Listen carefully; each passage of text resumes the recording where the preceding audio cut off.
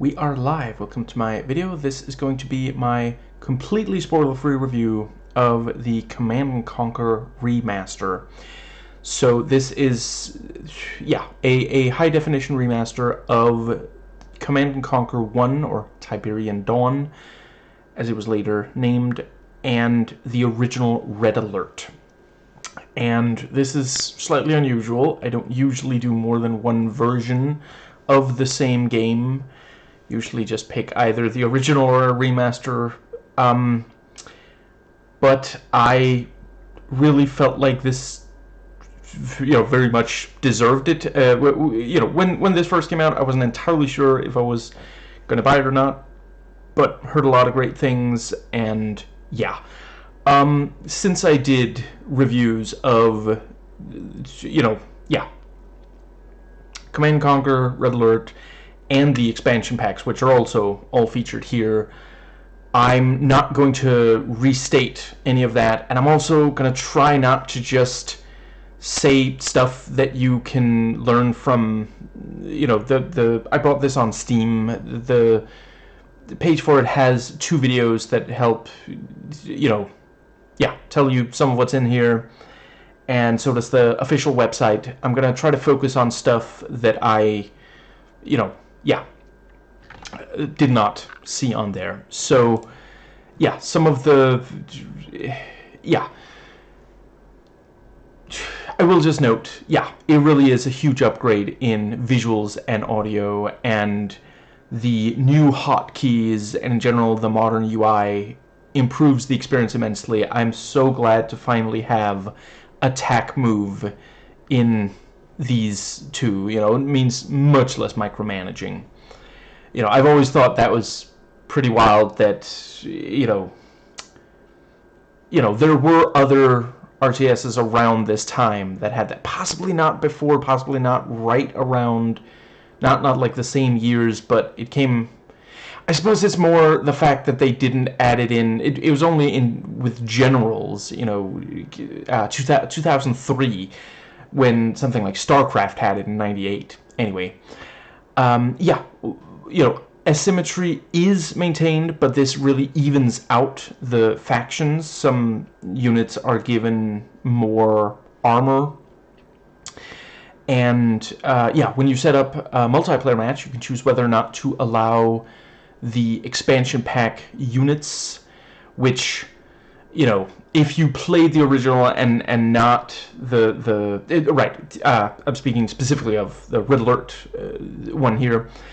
If you played original Red Alert and not the expansion packs, and then you try multiplayer with those units, you're going to have to learn a bunch of new stuff that might be a little annoying. Maybe you want to play some with just, and a bunch of the stuff, there are, some of the stuff you can switch. You can just use the original, especially when setting up multiplayer. Multiplayer has new rule sets, including capture the flag and no base, which obviously plays completely different.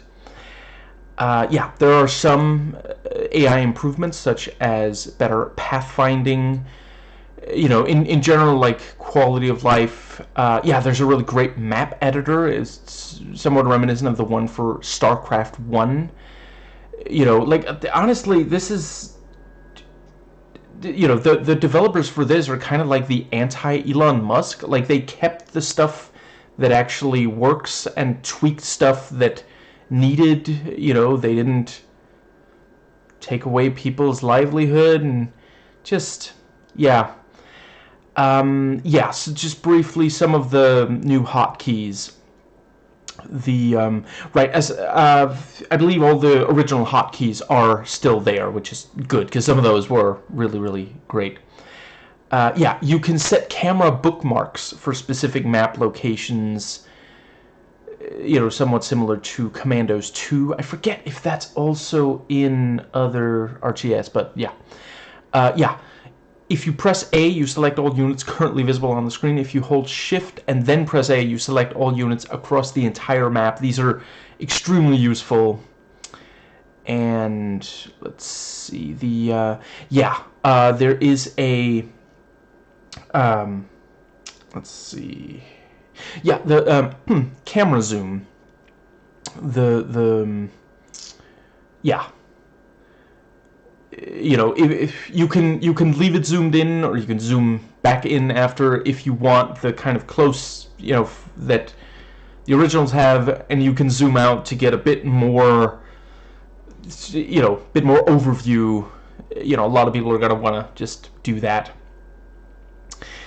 And let's see. Yeah, you can now queue the you know, so you can be training multiple infantry units, you know, one after the other at the same time, and same for vehicles and such. And yeah, changes a lot.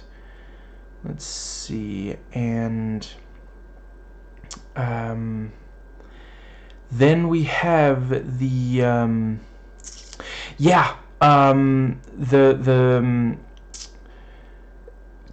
you know, as noted, I forget if it was the website or the videos, possibly both.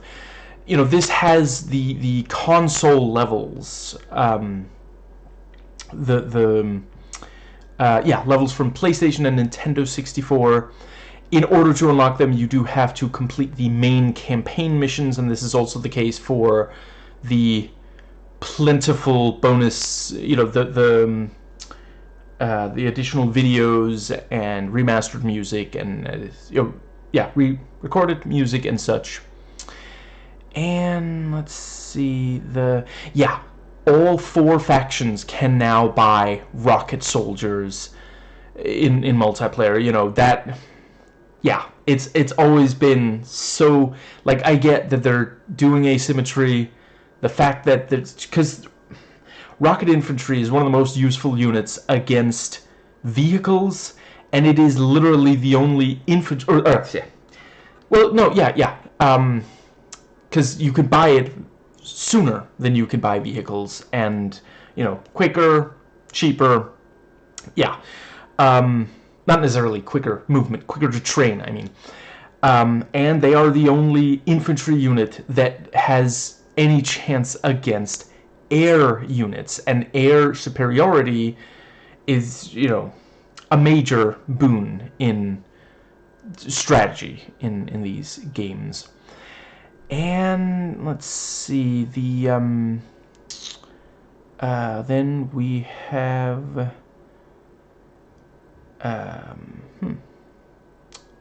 I have a little too much in the way of notes.